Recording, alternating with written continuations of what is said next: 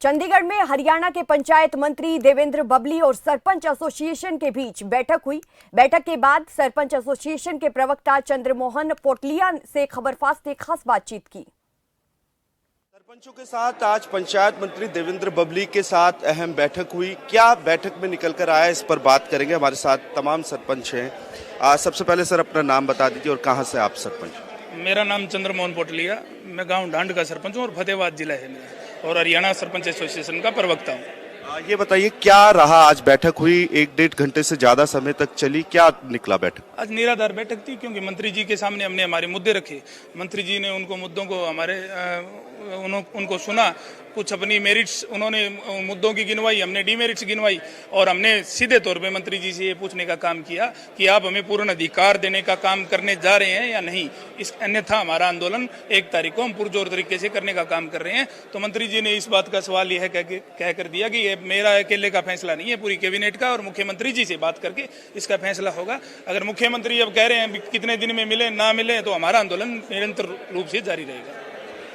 ये बताइए शुरुआत कैसे हुई बैठक की? पहले उनकी तरफ से बात रखी गई या आपने अपनी डिमांड? बात शायद मैं आपको वीडियो क्लिप भी दे दूंगा, छोटी सी वीडियो क्लिप भी बनी है, जो उसी तथ्य को रखते हुए भी ये निंदनीय शब्द सरपंचों के लिए कहे जा रहे हैं, ये बहुत निंदनीय है। और जींद के जो सरपंचों पर लाठीचार्ज की गई उसकी हम कड़े शब्दों में निंदा करते हैं। वो असहज और असहनीय, असराय काम सरकार के द्वारा किया गया है।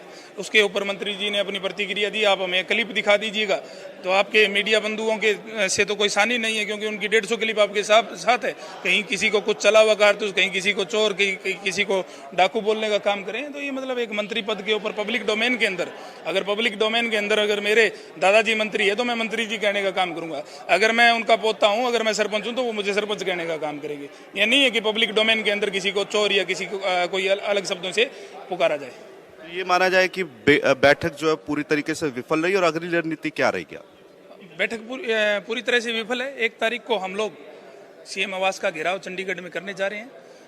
1 तारीख को 12 बजे शालीमार बाग में इकट्ठे होकर वहां से पैदल मार्च करते हुए हम लोग सीएम आवास का घेराव करने जा रहे हैं। आखिरी सवाल मेरा ये था कि आप लोग कोई कैप चाहते थे 2 से बढ़ाकर 20 कर दी जाए, या इसे पूरी तरीके से हटा दिया जाए टेंडरिंग? बहुत से साथियों की मांग थी, क्योंकि अधिकतर काम जो गांव के लेवल के होते हैं, अधिकतर काम कम से कम 30 से 35-40 लाख रुपए में गांव के काम होते हैं, क्योंकि वहां पे कोई इस तरह का रंगमंच मुझे नहीं लगता सरकार व्यवस्था लेके आई है। अगर उस चीज़ का इम्प्लीमेंट होगा तो हम बताएंगे सरकार ये व्यवस्था लेके आई है। अभी तक सरकार के द्वारा ऐसी कोई व्यवस्था नहीं की गई है जिसमें बहुत ज़्यादा फंड की जरूरत पड़ती है। तो हम लोग ये कह रहे थे भी टेंडरिंग आप जारी रखो, परंतु हमारे जो सीमित अधिकार है वो हमें दिए जाएं। 50 लाख रुपए तक का काम सरपंच करवाए। अन्यथा मेरा इलाका सेमग्रस्त है, अगर सेम वहां पर आ जाती है तो एकदम हम लोग टेंडर करवाएंगे, उसके बाद हम लोग काम करने का काम करेंगे। इतने में तो गांव में हाहाकार मच जाएगी, इतराई मच जाएगी, क्योंकि बरसात के समय में लोगों के घरों में पानी जाएगा। सेमग्रस्त इलाका है तो वहाँ पे मतलब हम लोग तो एक्शन नहीं ले सकते। तो ये चीजें, बहुत सी चीजें थी जिसके ऊपर हमारी चर्चा हुई। धन्यवाद।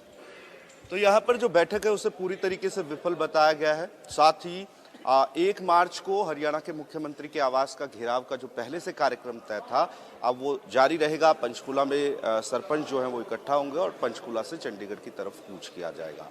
आज जो बैठक हुई उसमें एक उम्मीद थी कि हल इस बैठक में निकलेगा, लेकिन फिलहाल पूरी तरीके से ये बैठक जो है वो विफल रही है। खबरफास्ट के लिए चंडीगढ़ से वीडियो जर्नलिस्ट अश्वनी के साथ अनिल कुमार।